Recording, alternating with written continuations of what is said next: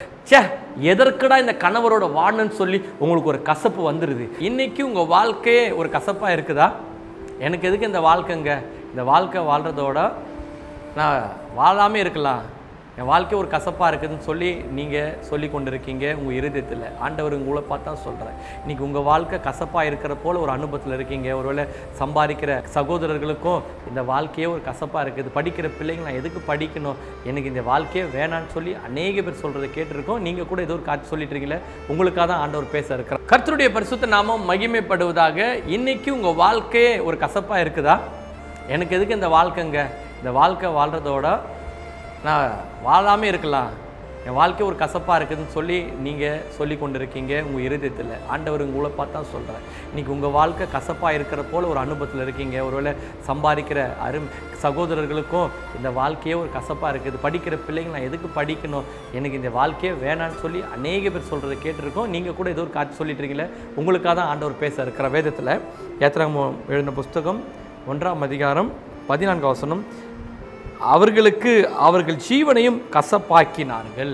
So எகிப்தர் என்ன நினச்சாங்கன்னா, இவங்க எப்படியாவது இவங்க கிட்ட இருக்கிற நன்மையை மாத்திரம் பெற்றுக்கொள்ளணும், ஆனால் இவங்க வாழ்க்கை முழுதும் இவங்க எப்படியாவது கசப்பாக இருக்கணும், கொடுமையாக வேலை வாங்கணும், இவங்களை எப்படியாவது இவங்களை அழிக்கணும்னு நினச்சி பார்வோனுடைய வேலைக்காரில் கொடுமையாக வேலை வாங்கணும்னு பைபிளில் போடப்பட்டிருக்குது. இன்றைக்கி உங்கள் வாழ்க்கையில் கூட ஏன் இந்த வாழ்க்கை கசப்பாக இருக்கிறதுனா, உங்களை சுற்றி நெருக்குகிற எல்லா காரியமும் நெருக்கும் போது அந்த காரியத்து நிமித்தமாக நீங்கள் மனம் கசந்து போயிடுறீங்க. கணவர் நிமித்தமாக வருகிற போராட்டத்து நிமித்தமாக ச்சே, எதற்குடா இந்த கணவரோட வாழணும்னு சொல்லி உங்களுக்கு ஒரு கசப்பு வந்துடுது. அல்லது வேலையில் நிமித்தமாக நம்ம சம்பாதிச்சு முன்னேறிடலாம், குடும்பத்தை முன்னேற்றலாம் நினைக்கிறீங்க, ஆனால் உங்கள் மேனேஜர் உங்களை போட்டு பண்ணுற டார்ச்சர்னால எதுக்குடா இந்த கம்பெனியில் வேலை செய்யணும், வேலை செய்யறத காட்டிலும் விட்டு ஓடிடலாம்னு நினைக்கிறாங்க. அல்லது பிஸ்னஸ் செய்கிற கூட எப்படியாவது என் முதலாளி என்னை போட்டு என்ன தான் போட்டு பாடாப்படுத்துறாரு, இந்த முதலாளிக்கு ஈவிரக்கமே இல்லையா, எதுக்காக இந்த வேலையில் இந்த பிஸ்னஸில் இருக்கணும்னு சொல்லி நிறைய பேர் நினச்சி என்ன பண்ணுறாங்க, பிஸ்னஸ் விட்டு ஓடுறாங்க.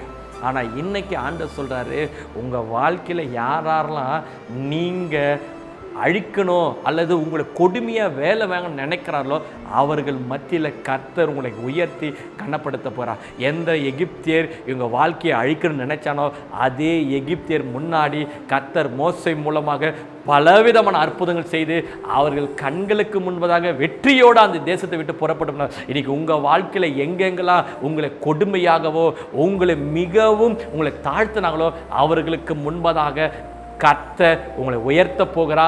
இந்த மாதத்தில் அவர் செய்ய போகிறார். நீங்கள் விசுவாசிங்களா? இந்த வார்த்தையை விசுவாசித்து பாருங்கள். கர்த்தர் உங்கள் வாழ்க்கையில் கனப்படுத்தி மேன்மைப்படுத்த ஜெபிப்போம். அன்புள்ள தகப்பனே, இஸ்ரவேல் ஜனங்களுடைய வாழ்க்கையில் அவங்க ஜீவனையே கசப்பாக்குனாங்க.